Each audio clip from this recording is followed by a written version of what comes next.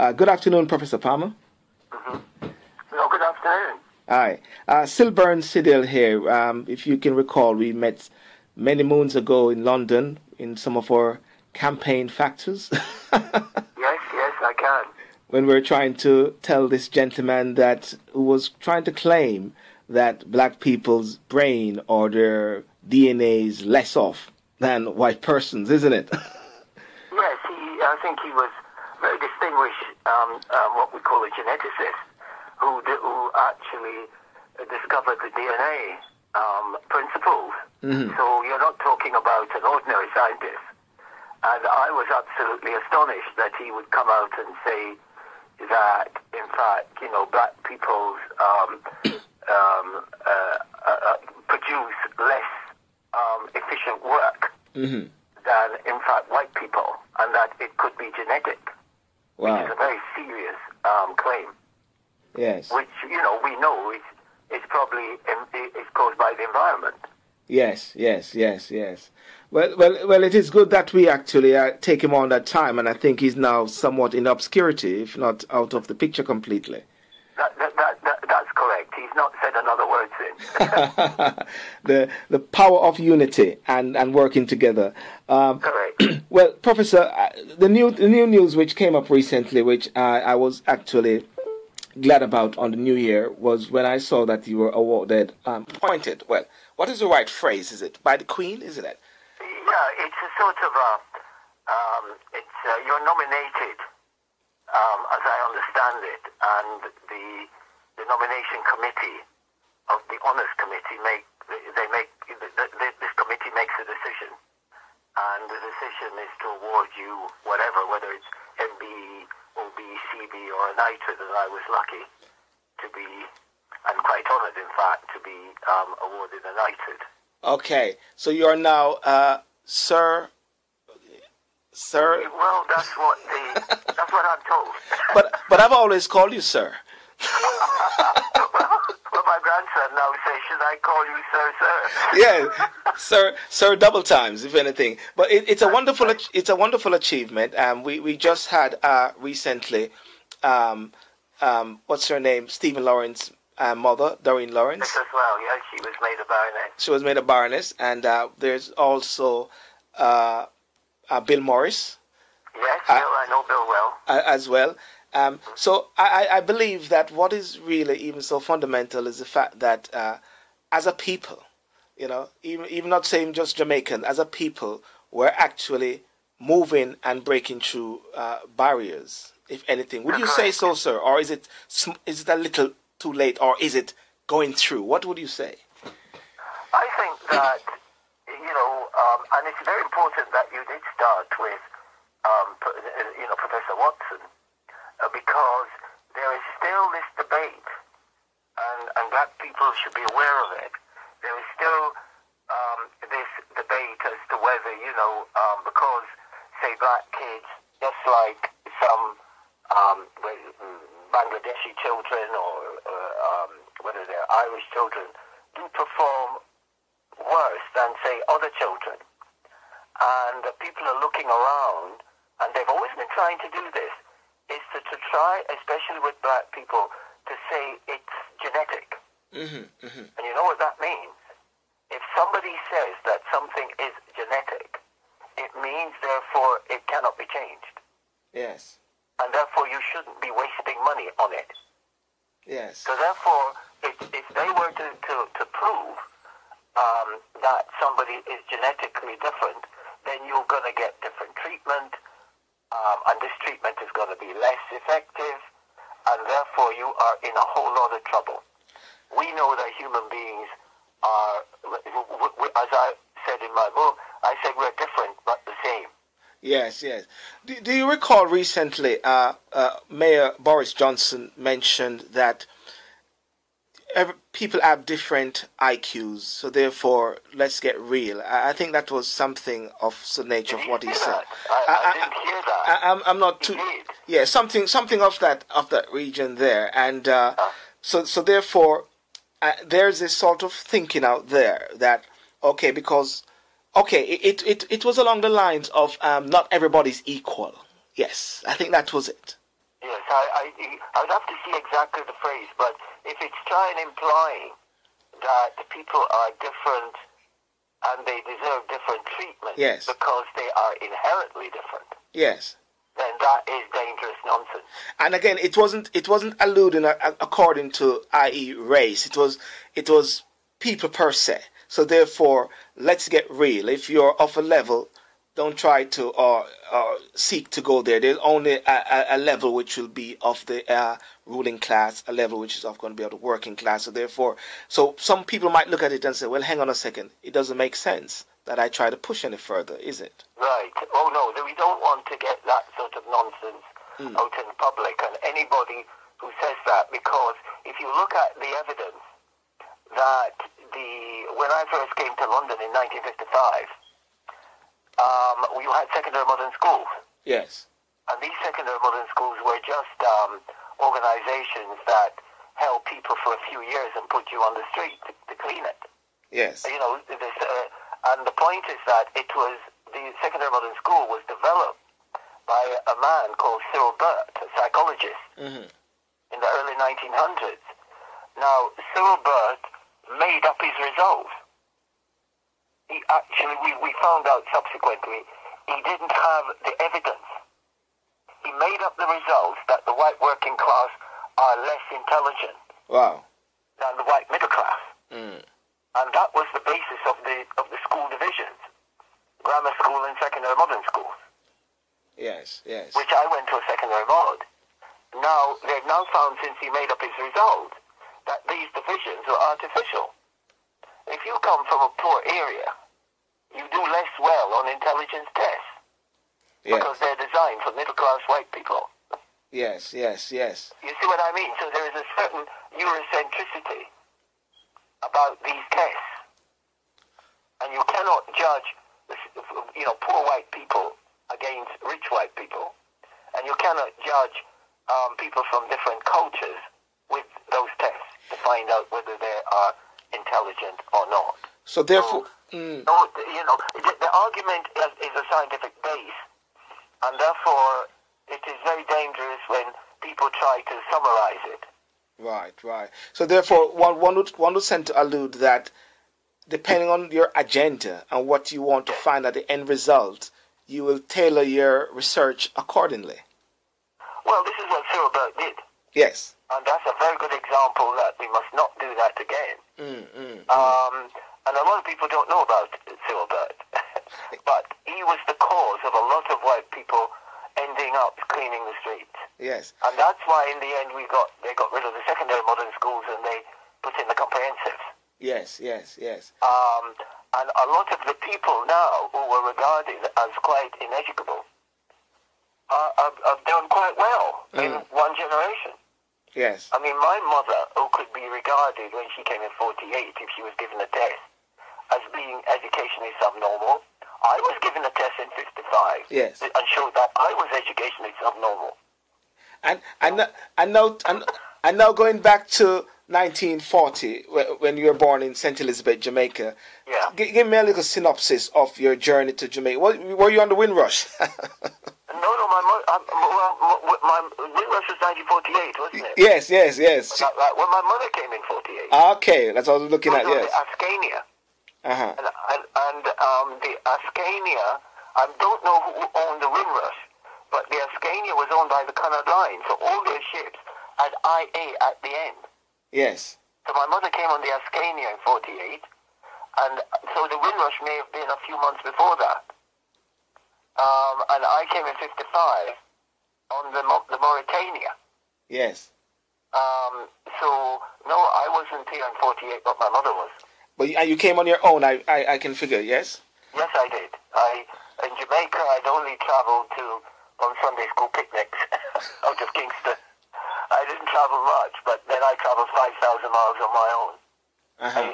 I took a plane from Kingston to New York and then got on a boat at New York and came to Liverpool.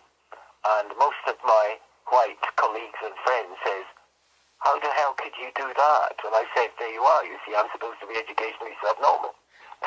Well, you see, what is very interesting with that trip that you took is what is actually about to be happening very soon, because my organization and myself, we have launched a lobby to boycott Virgin and BA if they do not play ball with us. And what persons are actually even doing now is using these alternative routes via New York back to Jamaica. As a matter of fact, we may need to resurrect the Windrush, Professor Palmer.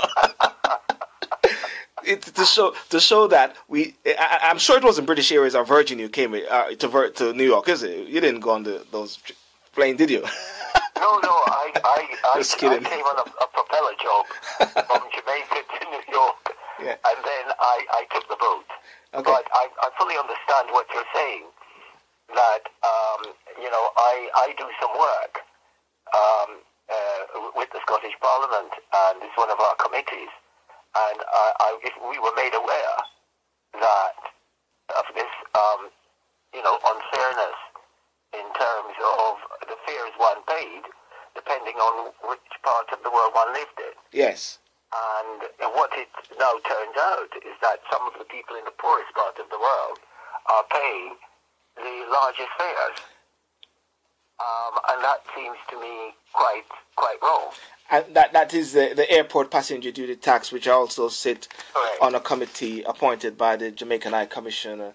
It is really unfair, and it is something I'm going to tap on near to the end regarding the APD, as to where we're going as a nation, as a community. But a little bit more about your journey in the UK, and because what sometimes we are seeing a lot is whereby Jamaicans or persons who are born from overseas come to the UK and they make headway sometimes a bit more than the people who are born here, or Jamaicans or black people here. What have you got to say about that based on your journey and your observation? I think that, it's like, if you're familiar with something, when I was writing in the 60s about, the black children's experience, and a lot of the stuff I wrote in the 60s, I see being written again in 2013. I wrote articles about Handsworth, Birmingham, Tottenham. Yes. And those were where we had the riots again, many, many years later. So what you're really saying is that kids who were born here got the same problems as the kids which we hear in the 60s. And that seems crazy because the kids in the 60s were born in Jamaica. Yes. And I think that one of the reasons for that is that it's like poor white kids. Poor white kids live in, certain areas, and they don't have any idea of how to access the system. And that is very important. Yes. If your education, whether it's in Jamaica or Bangladesh or whatever, teaches you how to access the system, then when you come to this country, you are able to do it. Yes. If you're brought up in Tottenham, Brixton, Handsworth, or Moss Side in Birmingham, in Manchester, or whatever, then you are brought up in a circumstance where you don't know how to access the system. In fact, you're not system conscious. And therefore, that, to me, plays a very big part in limiting the ability of children who are brought up in deprived areas to get equal rights in the community. Yes. And somehow, we can either do it, and what you then don't get is what we call social mobility. Yes. And the government, whether they're Conservative government or Labour governments, have talked about that. What you get when people don't understand the system, don't know how to access the system, you get a lack in social mobility. And what you said is very interesting there, because I sat on a committee looking at the census and as to why black persons, actually it was more targeting young black men, do not do the census. And looking at the wordings as to see is there a negative factor to it. But what I learned from that is if the census doesn't pinpoint certain communities or certain people, allocation of funds do not go there. Yes. And it is something that, which you talk about the education, we don't know these things unless we are told. Yes, that's right. And somehow, what we've got to do is somebody, I do the same with alcohol. People ask me about alcohol and the impact of it. Are you intimately involved with alcohol, sir? I'm just kidding. Alcohol, in terms of minimum pricing. Yes, I'm just teasing. Because it's very important that, because the Scottish government has actually made it a law about minimum price, so the government in London has dropped it. And people say it's related to liver disease. Yes. Okay? And when I look at the figures, what I found, and which was ignored, was that you can't relate it directly to alcohol. Mm-hmm.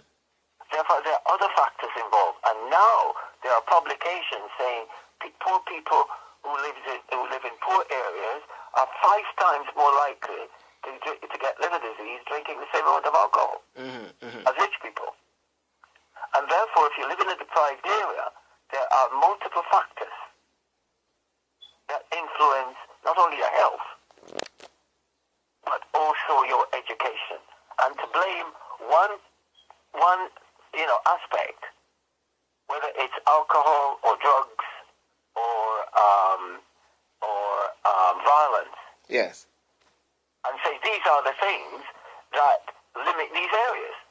Get rid of drugs, alcohol, or violence, and these kids will be professors. Of course, you can't get rid of them. Yes. So it's really making a condition, making an excuse to do nothing. Right. See my point?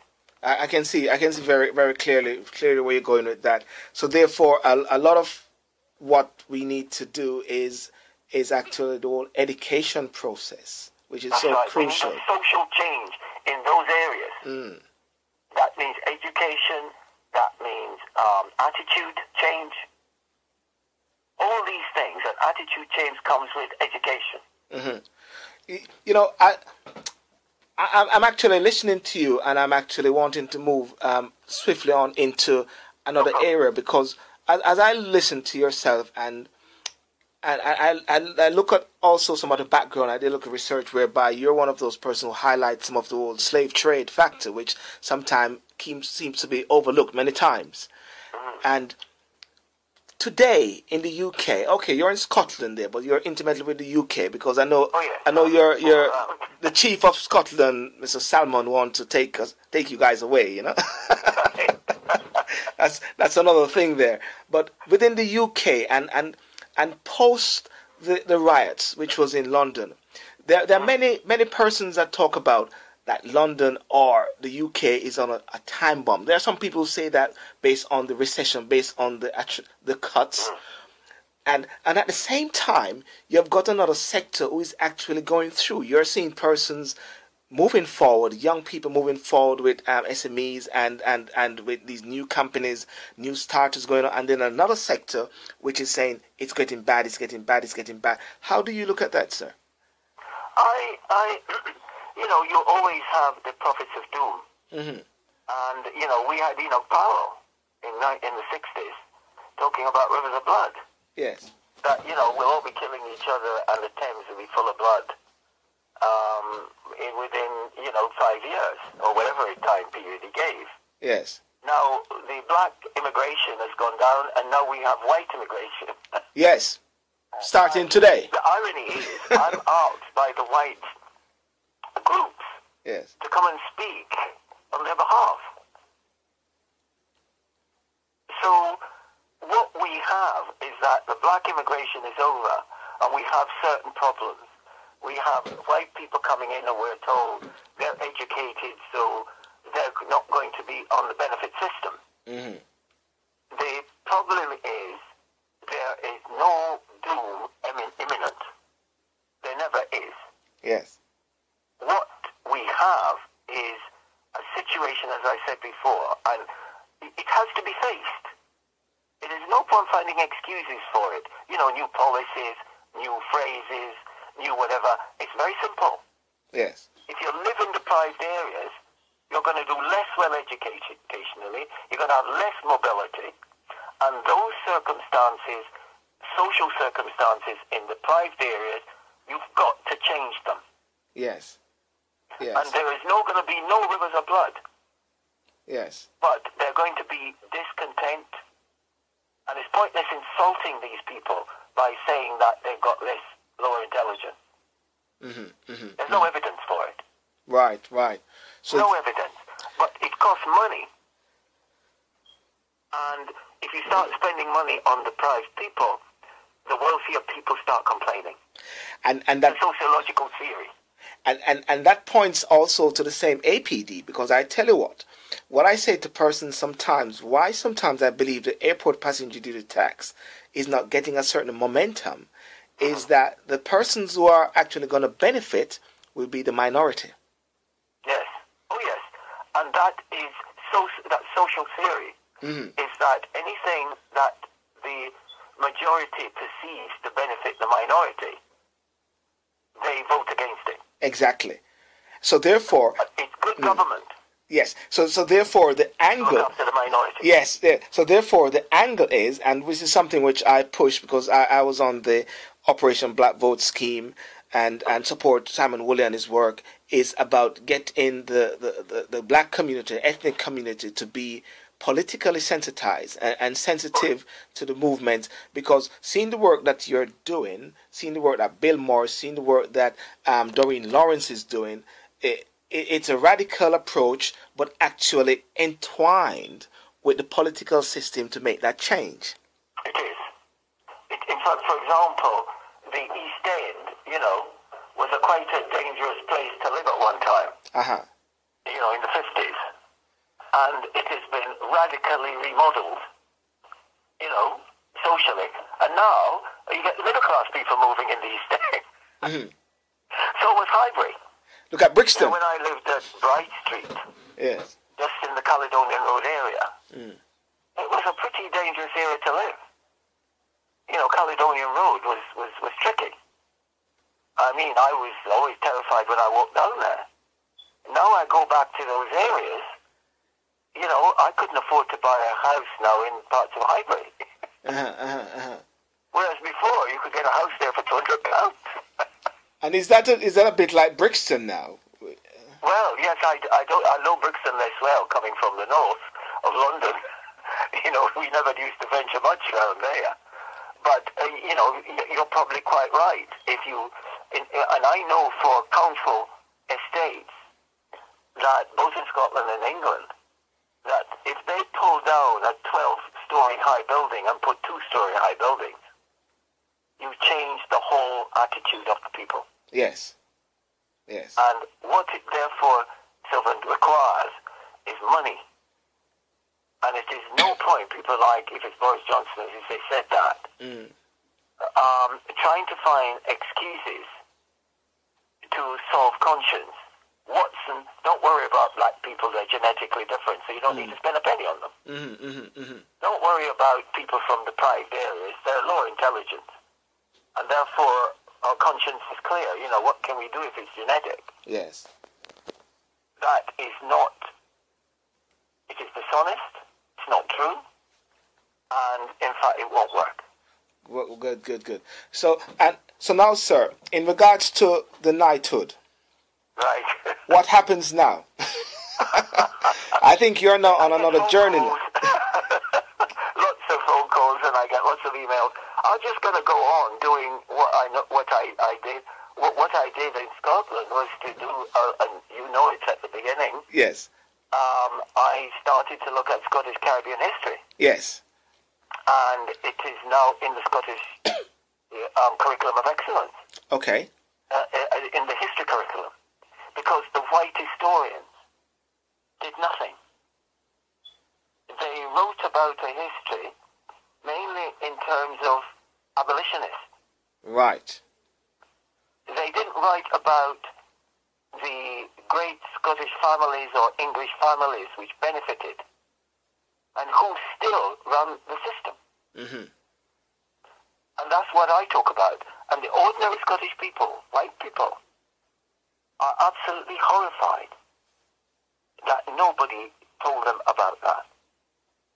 Wow. Nobody told them that this building over there, or that building over there, or Henry Dundas, Lord Melville standing up in the centre of Edinburgh, mm-hmm.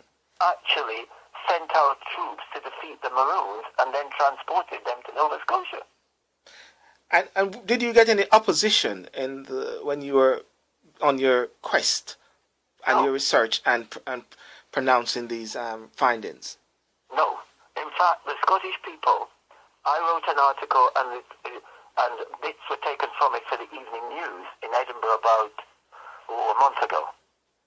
And the journalist who wrote it, and one of, say, a features writer for the Herald, when she said she read what I'd written, and because she knows Glasgow well, she didn't know Jamaica Street was built in 1763. Wow. To trade with Jamaica. A street in Scotland? Yeah. Wow. In Glasgow. I never knew that before. I just know that now. Well, that's right. Mm. To trade with Jamaica. The Gallery of Modern Art, which is one of the largest buildings in the middle of Glasgow, it's a big neoclassical building. That's a Jamaica slave master's house. You mean the one which controls what's going on in Jamaica? Yeah, no, the one in Glasgow. Yes.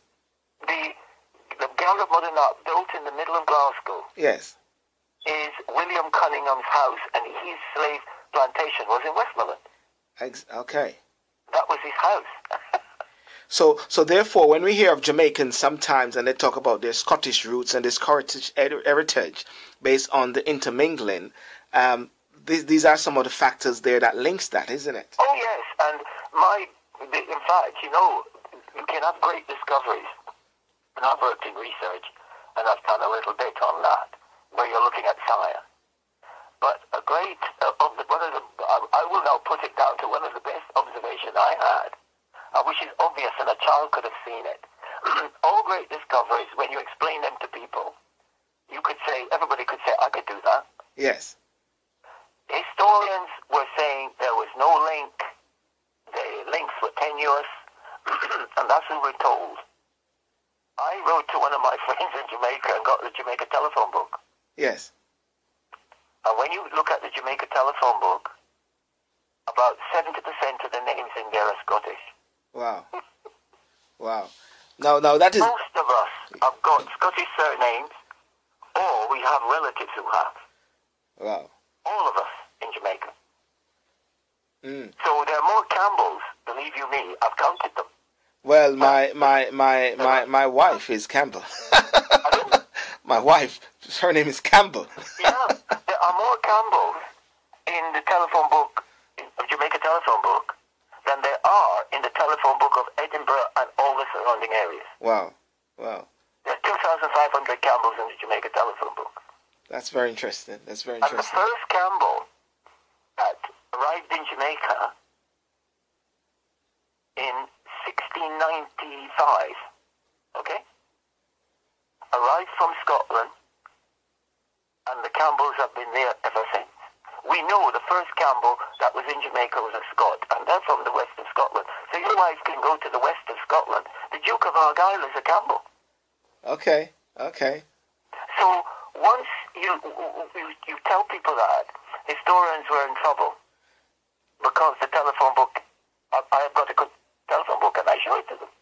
And all the Scottish people after my lecture come up looking for their names.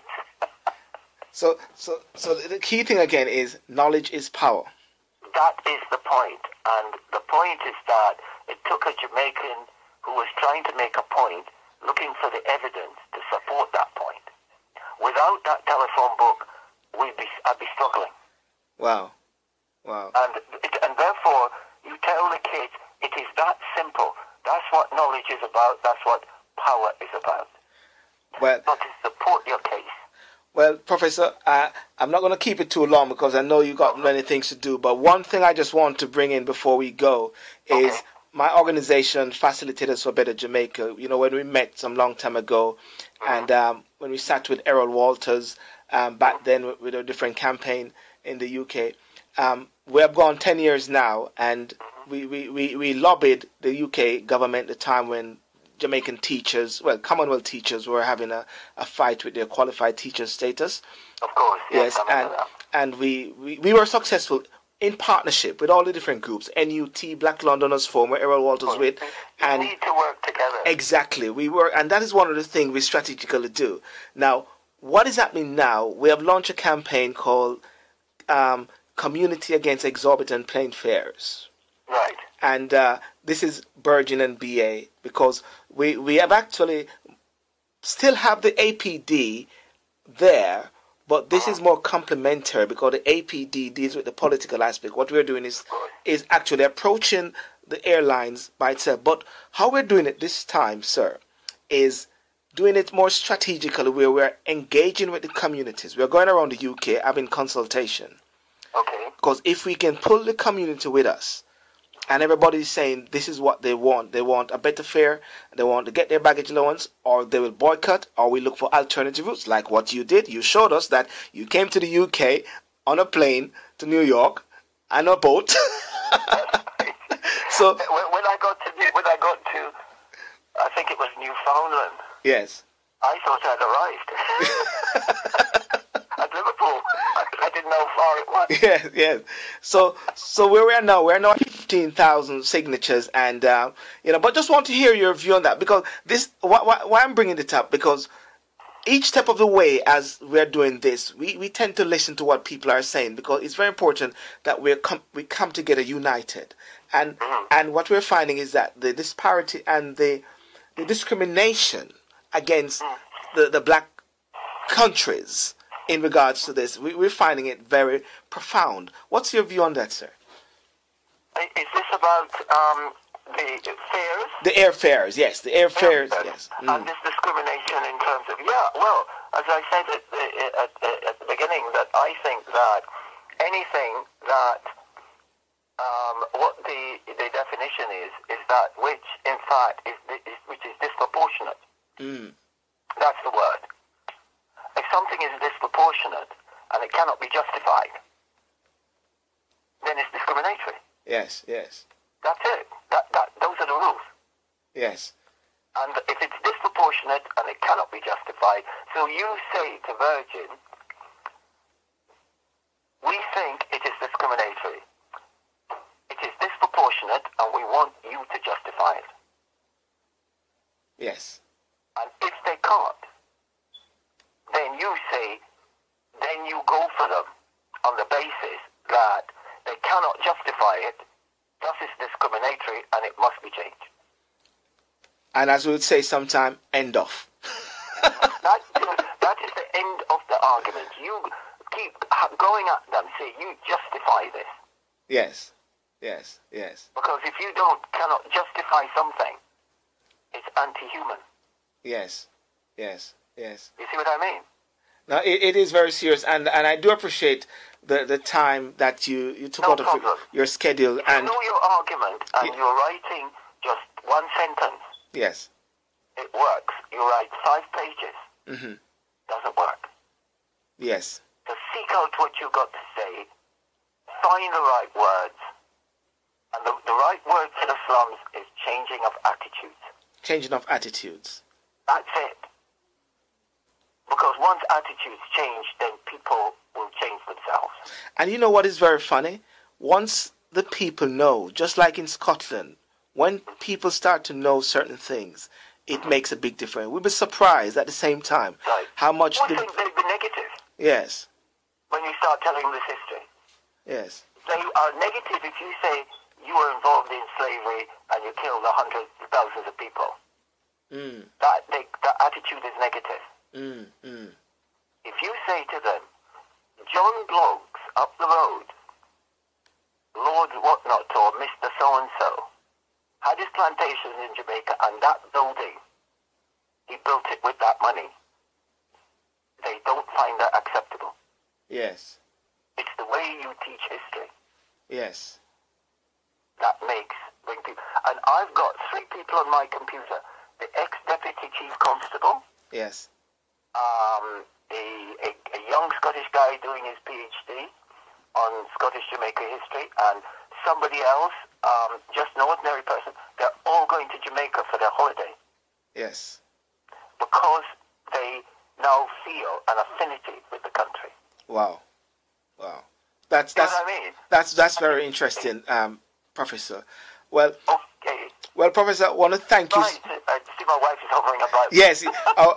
Please wish her a Happy New Year. Don't tell her it was myself doing the interview, because I don't want to miss out on my invitation in the future. She knows him. He stayed in the house. So thank you very much for this time, sir, and I wish you all the best. And we'll be coming back to you again. Anything I can do, they say in Jamaica, you know where I live. And we say, yeah, man. Yeah, okay then. Thank you very much, Professor. Happy New Year to you and your family. Thank you very much, sir. Okay. Thank you. Bye-bye. Right, bye-bye. Right, bye-bye.